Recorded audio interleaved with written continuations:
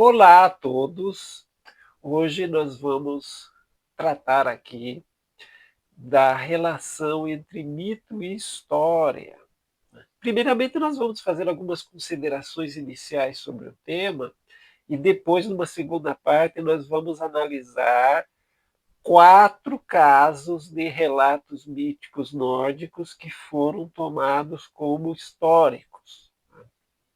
Bom, na academia hoje, de maneira geral, nas ciências humanas, nós não temos mais uma compreensão do mito como uma coisa falsa, como uma falácia, né? Como é muito comum em mídia, né? Mito um sinônimo de coisa falsa, coisa irreal.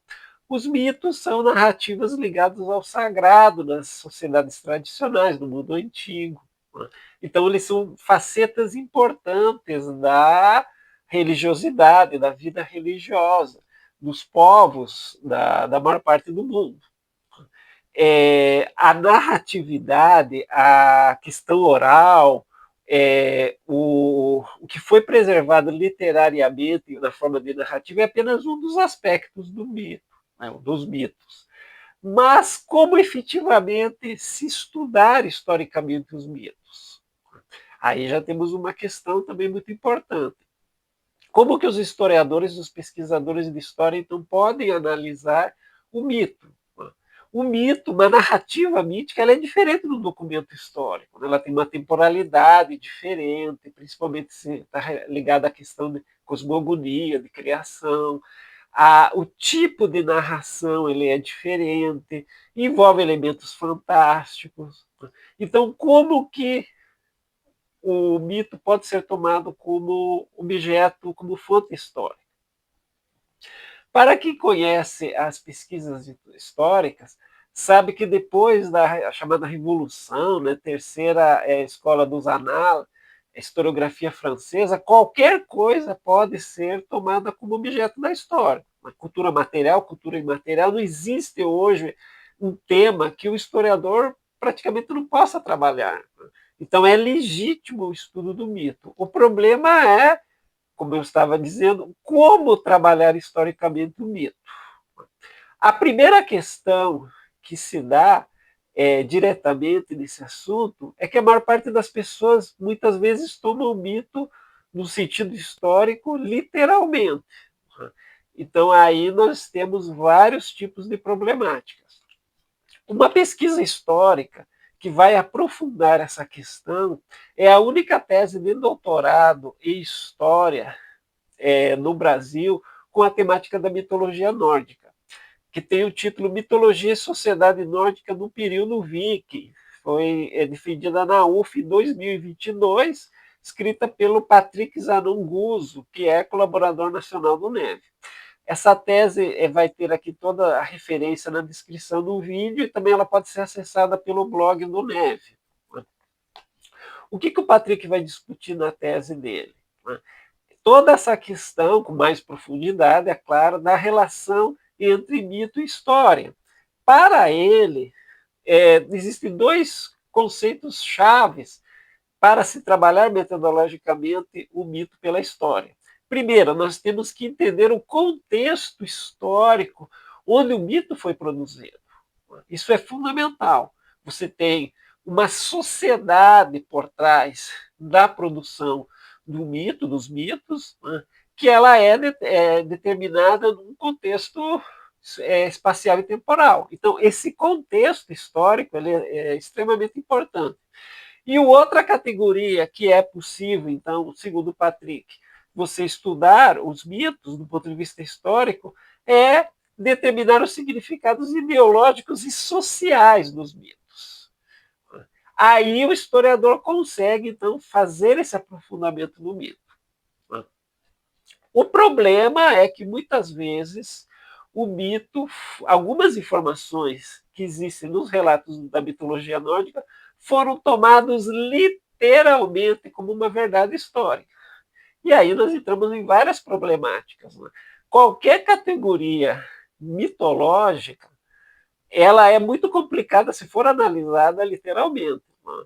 O Gênesis da Bíblia, ele é uma obra que contém, ela é mitológica. Né? A Bíblia, ela é uma mistura de mitologia, literatura e história, mas particularmente o Gênesis, ele tem uma estrutura mitológica. Então é muito complicado, por exemplo, os pesquisadores até hoje, alguns vão procurar a Arca de Noé no Monte Ararat para tentar provar arqueológica historicamente a existência do dilúvio. Isso é uma grande problemática. Né? Os relatos míticos mesopotâmicos da mesma forma. Né? Você vai pegar o épico de Gilgamesh e tentar encontrar elementos do dilúvio universal, o dilúvio que teria existido na Mesopotâmia antiga, também é algo muito complicado. Eu poderia citar aqui vários casos em que pesquisadores tentaram fundamentar historicamente trechos ou cenas míticas, né, de vários locais do mundo. Né, e não conseguiram, né, chegaram num beco sem saída. Né. Então é muito complicado. O que se pode, historicamente, de maneira geral, estudar é o contexto histórico da produção do mito e os significados sociais, ideológicos, culturais que estão por trás dos mitos. Vamos então analisar os casos da mitologia nórdica. O primeiro é a questão da cremação. A cremação de corpos de pessoas lançadas dentro de navios ao mar. Da onde que vem essa imagem? Do famoso, na narrativa do mito do Balder, onde ele é cremado e seu corpo é lançado num navio. O problema é que não existem evidências histórico-arqueológicas de que os nórdicos faziam isso na área da Escandinávia antiga. Existiam dois tipos de sepultamentos, a inumação e a cremação, mas eram todas feitas em terra. O relato do Ibn Fadlan, por exemplo, na área do Volga, há a descrição de um líder, né, dos Rus dessa região que foi colocado num barco funerário e foi cremado. Né? Mas não houve o lançamento em água, não houve o lançamento no rio ou no mar. Né? Ele foi cremado no próprio local onde se encontrava. Mas essa imagem existe no mito do Balder, na mitologia nórdica. A questão é que a mitologia nórdica ela já se tornou muito popular no século XVIII, muito antes da história e da arqueologia da era viking ter se desenvolvido, estudos sobre cultura material, ter sido desenvolvido com mais afinco na área da Escandinávia. E o mito a morte do Balder, ela é inclusive encenada em óperas dinamarquesas já no século XVIII. Essa narrativa já era conhecida e ela se torna muito popular. E durante o século XIX é uma imagem que vai ficar muito forte. Né? Então a recepção mitológica ela vai criar uma maneira de se entender a história. Pela falta de informações de cultura material mais precisa, o mito ele ocupa então esse vazio no conhecimento histórico do século XIX. Aqui nós temos uma pintura de 1893, no pré-rafaelita britânico, né, o Francis Dix, que é uma pintura histórica que fez muito sucesso no final do XIX, que é o funeral de um viking. Então, o líder viking ele está sendo cremado dentro do navio e o navio, a embarcação é lançada ao mar. Tá? É uma imagem que tem vários estereótipos, vikings chifrudos e outras questões de equipamento, mas ela é uma imagem que se torna muito poderosa, muito influente. Inclusive, ela vai ser capas de disco já no século XX, de discos de rock. Ela vai influenciar, por exemplo, a mídia, a cultura pop. O filme mais influente no cinema de 1958, Vikings os Conquistadores, a cena final mais famosa e icônica do filme, onde o personagem do ator Kirk Douglas, ele é lançado, morto, né? O corpo dele é lançado ao mar num barco em chamas. Né? Então, essa interpretação histórica do mito foi criada por causa da popularidade do mito, mas ela não tem uma veracidade histórica. Então, é um caso de uma interpretação literal do mito como se fosse uma verdade histórica. Então, é como eu estava dizendo antes. você interpretar literalmente uma narrativa mítica pode te conduzir a um beco sem saída. Em segundo lugar, nós temos a questão dos crânios taça. Da onde vem esse estereótipo de os nórdicos matarem os inimigos e transformarem o seu crânio em taça? Essencialmente de narrativas mitológicas. Né? A saga dos Volsungos tem uma cena onde acontece isso. Né? Então o inimigo é morto e seu crânio vira uma taça para beber. No meu livro Heróicos Guerreiros, a história da Era Viking, no segundo capítulo, eu analiso a origem desse estereótipo, né, que é um erro de tradução. Um antiquarista chamado Olivome, no século XVII, ele estava traduzindo uma fonte literária, mitológico-literária, e aí ele, na tradução, ele errou, no trecho onde que ele teria que colocar cornos de beber, cornos de chifres de animais que eram utilizados para beberagem, né, para bebidas, para uso de bebidas, ele traduziu como crânio. E aí houve toda essa popularidade, essa confusão, esse estereótipo é criado. Mas ele já tinha acesso nessa época ao relato da saga dos Volsungs. É uma obra literária com conteúdo mitológico. Então, percebam, você faz uma interpretação literal do mito como sendo uma verdade histórica. E aí, na hora de traduzir, ocorreu o erro tradutório. É um estereótipo que ele ainda existe no imaginário ocidental, né? No Brasil ele não é muito comum, mas, por exemplo, no cinema ele foi abordado no início do Escorpião Rei. Você tem uma série de povos caracterizados, parecem germanos antigos, fazendo uso de crânios taças, e na própria série Vikings, né, há um personagem que a mulher dele morre e ele usa o crânio dela para beber. Então, mesmo a série Vikings vai conservar esse estereótipo. Né? Mais um produto de uma interpretação literal da mitologia. O terceiro caso é a visão evemerista. Né?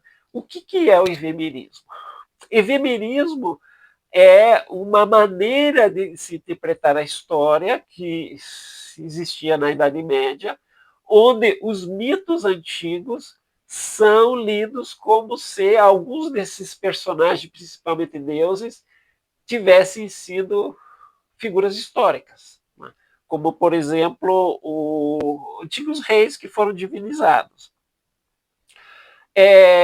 Na mitologia nórdica, o caso mais famoso é o prólogo da Ida em Prosa, do Snorri Sturluson, mas principalmente a saga dos Inglingos, do Snorri Sturluson. Aqui nós temos a tradução espanhola, né, da editora Miraguano, onde o Din ele é citado como se fosse o antigo rei da Ásia, que as pessoas conheciam, que as pessoas acabaram divinizando, e ele se transformou, então, no Odin da mitologia. Por que o evemerismo foi usado por Snorri Sturluson, particularmente? Porque era um contexto já totalmente cristianizado, né? Ele era um intelectual cristão, tentando, então, rememorar, preservar essas antigas narrativas, seja por questões de didática da poesia, como no caso da Eda, e no caso das sagas reais, né, no sentido nobiliárquico, no sentido de uma identidade que precisava ser resgatada do passado, mas para um cristão utilizar a perspectiva evemerista acabava sendo uma espécie de legitimação de que porque um cristão está rememorando mitos antigos. Né? Porque, na verdade, eles são falsos deuses. Né? As pessoas do passado é que se equivocaram. Né? Eles eram seres humanos e de repente foram divinizados, porque eles ainda não conheciam, né, a perspectiva cristã, infelizmente. Né? Então, o evemerismo é um mecanismo de autorização de por que eu estou rememorando falando, comentando, preservando, escrevendo sobre os antigos deuses. Então, é uma perspectiva que atraiu alguns autores, e não só da Idade Média, não. O famoso explorador Thor Heyerdahl, da expedição Kon-Tiki do Pacífico, expedição Ra-1, Ra-2, né, das viagens transoceânicas, tem um museu muito famoso em Oslo, que eu cheguei a visitar, né, que é o Museu Kon-Tiki, maravilhoso, mas ele, nos últimos anos de sua vida, né, na década entre 1990 e anos 2000, fez várias expedições tentando provar arqueológica, historicamente, que realmente o Din tinha sido um antigo rei ali na região da Ásia. É claro que ele não conseguiu, né? É claro que foi expedições que não deram em nada, né? Não conseguiu nada concreto, porque justamente ele está fazendo uma interpretação literal do mito, né? E é óbvio que não ia chegar a lugar nenhum. Essa questão dos mitos evimeristas do Din foi trabalhada num capítulo de um livro a ser publicado futuramente, né? Como estudar os mitos, um capítulo chamado Mito História, do historiador Leandro Vilar Oliveira, onde ele analisa estudos de casos das visões evimeristas do Din pela literatura nórdica medieval. Então, na descrição do vídeo tem as indicações desse material. E, por fim, o último caso, envolvendo uma interpretação literal dos mitos, do ponto de vista histórico, é a Guerra dos Ases. Guerra entre os Ases e os Vanir, o Aesir e Vanires. Né? São as duas raças de deuses que são mencionadas nas fontes mitológicas, que inicialmente teriam entrado em conflito e depois teriam feito acordos e viveriam em paz, então, em Asgard, essas duas raças de deuses. Desde o século XIX, os autores são encantados por dar uma interpretação histórica para isso. Né? A linha investigativa preferida dos autores que defendem uma historicidade para a Guerra dos Ases é que, na verdade, os Vanires teriam sido os povos locais nativos que já habitavam a Escandinávia, e geralmente esses autores vão dar uma interpretação que eles eram pacíficos, que eles se dedicavam à agricultura, né, que não era um povo guerreiro, né, uma visão idealizada, que eles eram ligados à fertilidade, né, por causa dos deuses Vannes, né, então Froia. E aí, com a chegada de sociedades mais militarizadas, a partir, principalmente no período das migrações, né, você tem na Idade do Ferro, né, a chegada também desses povos guerreiros que cultuavam deidades bélicas, deidades mais ligadas ao mundo da guerra. Né? Claro que é uma visão idealizada, né? Porque os deuses Vannes também são ligados ao mundo bélico. Né? Geralmente as pessoas se esquecem. A própria deusa Froia também tem um aspecto marcial. Né? O deus Froia. Então, quer dizer, é uma visão idealizada onde você contrapõe um povo antigo como sendo pacífico e um povo militarizado que chega de fora. Mas, na verdade, as sociedades antigas da Escandinávia, elas eram também militarizadas. Os povos da Idade do Bronze, os povos do Neolítico do escandinavo, eles já tinham armamento, eles já tinham técnicas de guerra, mas eles não era uma sociedade extremamente belicosa como a que vai se desenvolver depois na Idade do Ferro. Mas dizer que elas eram sociedades totalmente pacíficas é uma idealização falsa. Então, essa visão de você tentar encontrar elementos históricos na mitologia nórdica, de um ponto de vista literal, ela não tem funcionado muito, né, ao longo do tempo, e ela se mostrou, então, muitas vezes complicada e polêmica. A melhor maneira de você estudar historicamente os mitos, né, é através de uma perspectiva social e, em alguns casos, também cultural. Né? Essa visão historicista do mito, ela tem muitos problemas. Né? E ela ainda é usada em outras perspectivas que eu não vou aqui tratar nesse vídeo. Né?